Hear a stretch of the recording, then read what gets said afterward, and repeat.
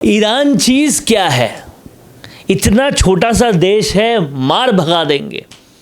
सोचा यही था अमेरिका ने जब ईरान पर हमला किया, लेकिन अब लगता है कि जब चींटी हाथी की सूंड में घुसती है तो बवाल कर देती है। वही हाल हो रहा है अमेरिका का, और ईरान हार मानने को तैयार नहीं है। बहुत सारी बातें, बहुत सारे समसामयिक विषय इसमें निकल कर आते हैं। आज इन सब मुद्दों पर बात करने के लिए मेरे साथ मौजूद हैं राजस्थान की राजनीति के चाणक्य भी और अंतर्राष्ट्रीय मामलों के जानकार भी चंद्रराज्य सिंघवी, जो कि एक्स कैबिनेट मिनिस्टर भी रहे हुए हैं और बहुत दुनिया देखी है। सर, एक बार पहले ऐसा हुआ था जब जापान हार मानने को तैयार नहीं था, तो फिर आखिरकार न्यूक्लियर बम गिरा दिया था अमेरिका ने। ईरान भी वही कर रहा है, हार मानने को तैयार नहीं है। और अमेरिका में जो बैठा है डोनाल्ड ट्रंप, वो कब क्या सोच ले पता नहीं चलता। ऐसे में क्या होगा, क्या स्थिति देखते हैं अपने अनुभव से पता? कुछ भी नहीं होगा। 2-4-5 दिनों में ईरान को हार माननी पड़ेगी।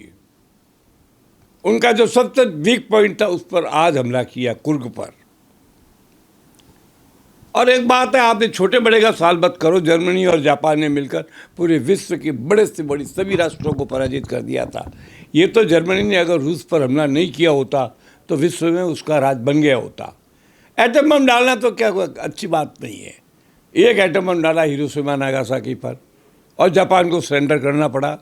जिस दिन जापान ने सरेंडर किया उस दिन 1200 लोगों ने आत्महत्या की।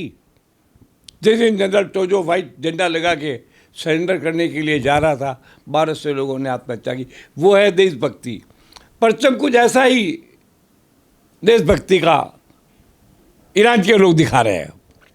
अब आज घोषणा की है कि छोटे खोमेनी का पता बनाने वाले को $1 करोड़ इनाम देंगे, यानी 80 करोड़ रुपए।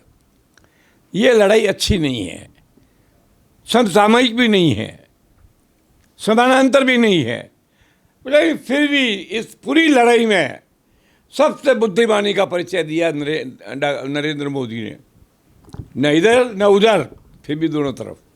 जब दुनिया भर के अंदर, हॉर्मुज़ के अंदर जहाज़ों का आना बैन हो गया था, ये मोदी की विशेषता थी, उनकी मानता थी कि किसी और न जाकर के उन्होंने मित्रता का, उभय पक्षीय मित्रता का वो परिचय दिया कि आज हमारे जहाज आ रहे हैं। कितनी बड़ी बात है। अब विपक्ष वाले चिल्लाते हैं, हम ऐसे कैसे रह गए। अरे इतना कहाँ जाते, हम क्यों जाते?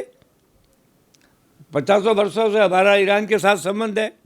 बरसों से इजराइल हमेशा हमारे काम आता है। इंडो पाक लड़ाई हुई तो इजराइल ने हमारी मदद की थी। इजराइल एक अच्छा देश है, मगर इजराइल का बिगड़ता नहीं है कुछ भी। पूरा इजराइल बंकर पे डिपेंड है। हर मकान में उबाक परमिशन के पहले बंकर बनाना जरूरी है। मैं तो चाहता हूँ इससे हमको सबक लेना चाहिए। जब बंकर है, 5 स्टोरी के बंकर के नीचे बाजार है, तो आप कितना ही बड़ा बम डालो, असर होता नहीं है कोई भी। इस युद्ध से बहुत सी बातें हमको सीखने की है। छोटा हो या बड़ा हो, मारक क्षमता जरूरी है। ये तो हमको सीखना चाहिए ईरान से। और विश्व में हमारी प्रतिष्ठा बनी रहे और हम लड़ते रहें और जीतते रहें, ये हमें सीखना चाहिए अमेरिका से। और इतनी मजबूती के साथ शहर का निर्माण हो कि बम गिरे तो भी असर न हो, ये हमें सीखना चाहिए इजराइल से। भारत को सबसे सीखना चाहिए। भारत तो महान देश है, मोदी उसके महानतम नेता हैं। अब बार बार वो कहते हैं कि ये आपकी तरफ क्या, इन कांग्रेस वालों में तो मेरा लगता है दिमाग खराब हो गया है। हम वैसे ही डर क्यों जाते? ये तो आपके, हम तो कहीं नहीं है।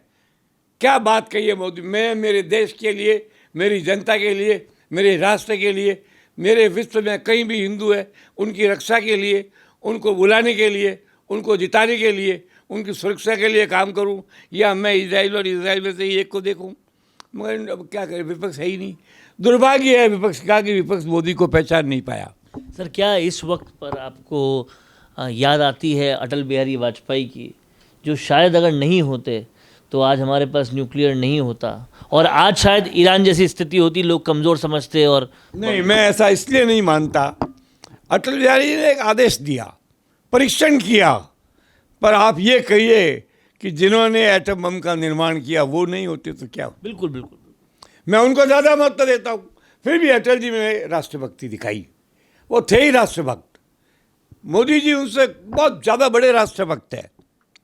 अटल जी तो महान थे, लेकिन मैं मोदी को कहूँगा आज के युग में मोदी महानतम है। आज इतना बड़ा काम हुआ, स्पीकर के खिलाफ बकवास की, राहुल जी ने मुँह से तानी बोले। अब राहुल जी तो क्या बोलते हैं नहीं बोलते मेरे समझ में नहीं आता है। अब मैं इसके लिए टीचर रखूँगा, केवल इसलिए कि वो मुझे बताएगा कि राहुल जी चाहते क्या है। मैं इतना कुछ होने के बाद भी अभी निर्णय नहीं किया कि आखिर राहुल जी चाहते क्या है। अरे ये देश 140 करोड़ लोगों का देश है। एक बार आंख मार के और दूसरी बार मजाक करके इस राष्ट्र की गरिमा को बस समाप्त करो। मैं बहुत पुराना कांग्रेसी रहा हूँ और वरिष्ठतम पदों पे रहा हूँ। मेरे अंतर्गत दिग्विजय सिंह, कमलनाथ, जोगी हुआ करते थे। मैं ऑल इंडिया कांग्रेस का सेक्रेटरी था। इच्छा के खिलाफ अशोक गहलोत की बना था। वीडियो चाहिए बिजनेस प्रमोशन का या फिर पर्सनल ब्रांडिंग के लिए, तो अब आपको एक ही जगह मिलेंगे हाईटेक स्टूडियोज, प्रोफेशनल सेटअप और creative team, green screen and soundproof studio, perfect lighting और pro setup, podcast setup, ultra clear audio और multi camera angles, 75 inch touch panel, teaching और एक्सप्लेनर वीडियोस के लिए परफेक्ट, 10 से 15 साल experienced anchors और journalist जो आपके कंटेंट को देंगे प्रोफेशनल टच। राजस्थान का तीसरा सबसे बड़ा डिजिटल न्यूज़ चैनल आपकी ब्रांड को मिलेगा प्लेटफॉर्म। 50+ प्रोफेशनल वीडियो मॉडल्स जो आपके प्रोजेक्ट को बनाएंगे ज़्यादा इंगेजिंग। हमने 5000+ बिजनेस और ब्रांड्स को ग्रो करने में की है मदद। अब आपकी बारी।